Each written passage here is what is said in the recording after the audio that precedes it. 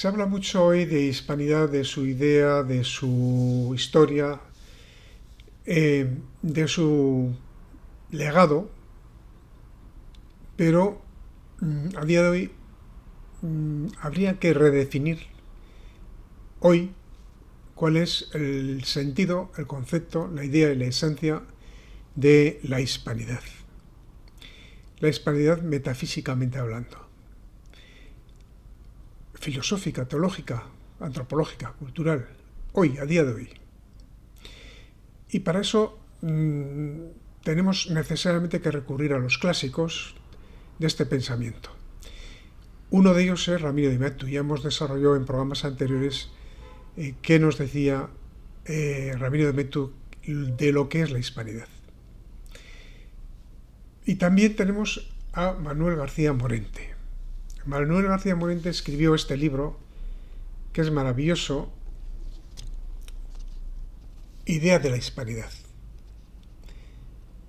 No está reeditado que yo sepa, pero está en libro viejo, en libro de ocasión, en libro de segunda mano, a un precio que no corresponde a su valía. O sea que yo les recomiendo que lo tengan, que lo busquen, que lo compren y que lo lean. Porque define de una manera esencial la idea que se proyecta al día de hoy de lo que es la hispanidad y la necesidad, por tanto, de recuperar el concepto, la idea, la esencia, el pensamiento y su aplicación, por tanto, a la sociedad de hoy para precisamente regenerarla, para regenerar nuestro mundo hispanista, nuestro mundo antropológico, regenerar desde un punto de vista de los valores. Es esencial. Tenemos leído por un compañero algunos párrafos, algunos textos de este libro y vamos a comentarlos. Hoy vamos a dedicar este programa a este pensador que ahora digo quién fue para que observen quién era este señor. Manuel García Morente nació el 22 de abril de 1886 en Madrid. Es decir, nació en el siglo XIX y falleció en 1942. Fue sacerdote, filósofo, teólogo, hispanista y traductor español, pero fue sacerdote tras su conversión. Su padre era anticlerical volteriano, es decir, seguidor de Voltaire, y sin embargo su madre era una ferviente católica. Ahí había una especie de desconexión entre el padre y madre. Tuvo una educación con alta formación intelectual y se licenció en letras en la Universidad de Burdeos y en España se integró en la Institución Libre de la Enseñanza, que como ustedes saben es una institución clausista de signo masónico, por tanto, pero importante como fundamento de un enfoque determinado de idea nueva de la educación. Y gracias a la cual viajó a Alemania, becado por la Junta de Ampliación de Estudios, otra institución ligada al krausismo, y allí se inició en la filosofía de los neokantianos. En 1912 obtuvo la cátedra de Ética en la Universidad de Madrid y a partir de entonces se dedicó a la docencia. Fue nombrado decano de la Facultad de Letras, de Filosofía y Letras. Tras el inicio de la Guerra Civil, fue destituido de esos cargos en la Universidad Central, se trasladó a París y, en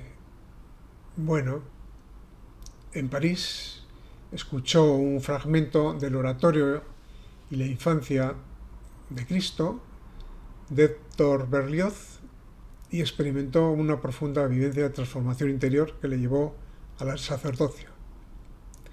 Luego marchó en el 1937 a Argentina y fue profesor allí de la Universidad de Tucumán.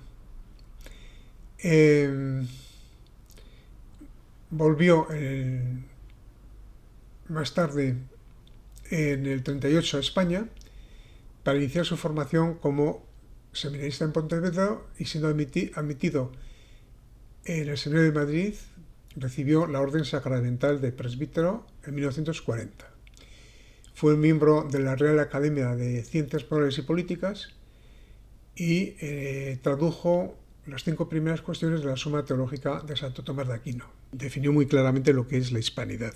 Vamos a ver estos textos que nos ha leído para que lo digamos un compañero. La hispanidad no es la lengua. Las naciones hispánicas no son hispánicas porque hablan la lengua española, sino al revés. Hablan la lengua española porque son hispánicas. La hispanidad es anterior y más profunda que la lengua, que las costumbres, que las instituciones, que la tradición y que la historia misma. La hispanidad es aquello por lo cual lo español es español. Es la esencia de lo español. Y porque todos esos países tienen esa esencia en el fondo de su ser, es por lo que son hispánicos y juntos constituyen la hispanidad, en su sentido concreto, o sea, el mundo común de las naciones hispánicas. Si pues tomamos la palabra hispanidad en su sentido abstracto, o sea, lo que hace que lo español sea español, entonces esa voz designa perfectamente el objeto que la filosofía de la historia de España pretende definir y simbolizar. Ese objeto, en efecto, como ya hemos visto, no es cosa, sino persona o cuasi persona. No es naturaleza, sino idea. No es historia concreta, sino el germen dinámico de toda la historia de España. La cuasi persona, la idea, el germen dinámico de España queda, empero, perfectamente designado con el nombre de hispanidad. Y tanto mejor cuanto que ese nombre lleva en sus entrañas verbales el mismo sentido mundial y ecuménico que caracteriza el aliento de la expansión española por el orbe. La expansión española en ultramar no fue propiamente una colonización, ni siquiera un esfuerzo de tipo imperialista. Fue ya en su origen mismo un parto, el parto de una madre llena de fecundidad vital. El alma española contiene en los entresijos de su más honda definición el impulso hacia afuera, que la lleva a extraverterse como Don Quijote, en donde la llaman y en donde no la llaman. En este radical impulso expansivo de la hispanidad tiene su origen ese mundo común de las naciones hispánicas. Porque España no fue a América para traerse América a España, sino para sembrar hispanidad en América. El movimiento de traslado a América, empezando por el descubrimiento, la conquista, la población y terminando por la emigración actual, ha sido siempre popular en España. En cambio, las guerras de la independencia americana fueron en España meramente oficiales. Otros países han sido realmente colonizadores o imperialistas en el estricto sentido de la palabra. Han querido traer así, someter a su dominio político, incorporar a su economía las comarcas nuevas. España, en cambio, se ha dado a ellas. Los españoles marchaban a América para vivir allá, para fundar allá, para crear allá otras Españas, que naturalmente, cuando llegaron a la madurez, se desprendieron del tronco añoso como la fruta madura se desprende del árbol nutricio. Hispanidad es, en una de sus más radicales dimensiones, grandeza generosa, que antes prefiere hacer donación y merced que embolsar provecho y beneficio. Grandeza generosa fue la de España en el siglo XVI, enviando a sus hijos al Nuevo Mundo a hacer cristianos y a fundar naciones, no a establecer factorías de pingüe comercio o bases fortificadas de prudente estrategia. La historia de España atraviesa los 1500 años de su melodía en 4 períodos sucesivos y armónicamente compenetrados. Los 3 o 4 primeros siglos son de preparación. Los ingredientes naturales con que, por la voluntad de Dios, va a fraguarse el tipo de hombre hispánico existen aún dispersos, pero intentan ya acercarse unos a otros, acomodarse y encajarse unos en otros, hasta que llegue el día en que puedan fundirse en perfecta y simple unidad al calor de una llama sobrenatural. Cuando se inicia el período segundo, que se extiende sobre no menos de 7 siglos, la idea de la hispanidad ya existe, pero existe como un recién nacido, débil aún, breve y sucinta, incierta en sí misma. Necesitará tiempo, tesón, cultivo, vicisitudes, victorias y derrotas para robustecerse, afirmarse, solidificarse, por decirlo así, y construirse un cuerpo propio y organizado en la nación española. El tercer período presencia el estallido victorioso de la idea hispánica, que, revestida de todas sus armas, provista de todos los medios acumulados durante los 7 siglos de formación, lanza al mundo su mensaje ecuménico y siembra sobre la tierra la semilla de su espíritu universalista.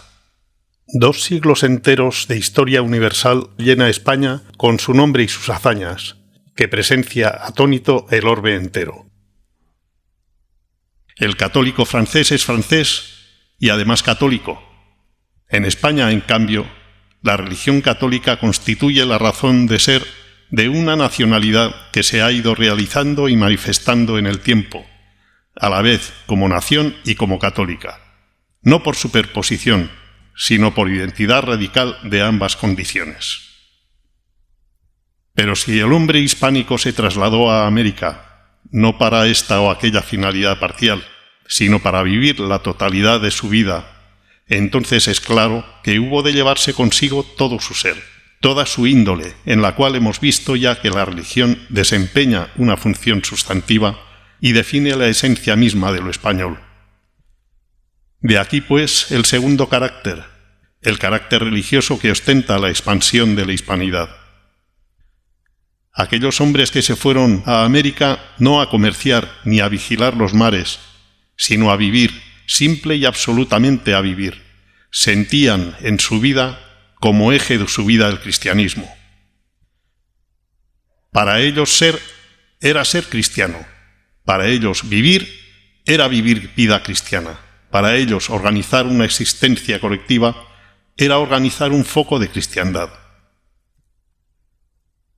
Los conquistadores y pobladores españoles que iban a América a poblar, iban pues a cristianizar el país.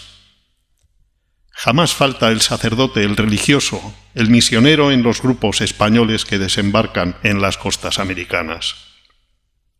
Los descubridores denominan invariablemente los parajes con nombres de santos dondequiera que se establecen. Construyen iglesias, levantan monasterios y el ejército de los exploradores que se lanza sobre la selva o por la inmensa llanura no va seguido ni precedido, sino acompañado siempre por el santo y valeroso misionero, campeón pacífico de Cristo, foco ardiente de luz y de amor para las pobres almas de los indígenas desamparados. España también espera, y puede esperar con firme confianza en el porvenir. Se ha jugado su vida histórica a la buena carta. Se ha vinculado inquebrantablemente con Cristo, y Cristo siempre es, a la postre, el que triunfa, gane quien gane. Y para triunfar con Cristo, España no necesita más que desenvolverse tranquilamente desde los senos de su más auténtica personalidad, sin prisas ni demoras, pero con el tesón del cristiano verdadero, que lleva en su alma la fecunda paz del justo. Medio mundo es ya nuestro hermano de raza, de sangre y de creencia. Mantengámonos estrechamente unidos, por una parte con la Iglesia de Cristo y por otra parte con ese mundo común de las naciones hispánicas, retoño de nuestra savia secular. A la Iglesia de Cristo nos une la definición misma de nuestra esencia, que desde hace 1500 años se afirma como servicio de Cristo y de su Iglesia. Con nuestros hermanos en América nos une la sangre, el idioma y sobre todo la religión. No olvidemos que si esos hermanos de ultramar tienen allá, en su lejano continente, problemas distintos de los nuestros, formas políticas distintas de las nuestras, y para nosotros siempre respetables, tienen, empero, algo que por encima de todo lo diferente nos aprieta en vínculo estrechísimo: la hispanidad, la esencia personal del caballero cristiano, la sustancia colectiva de una misma fe en el destino eterno y trascendente de las criaturas. La unidad religiosa es el lado más sólido que podemos apretar entre los dispersos miembros de la hispanidad. Cultivémoslo con amor y con celoso empeño. Si algún día lograsen todas las jóvenes generaciones hispánicas de acá y de allá asirse unas a otras por las manos para iniciar juntas la ascensión de la cristiandad ecuménica a los cielos bajo la custodia de la Iglesia orante y militante, ese día habríase inaugurado un nuevo período de gloria y esplendor en la historia temporal del caballero cristiano.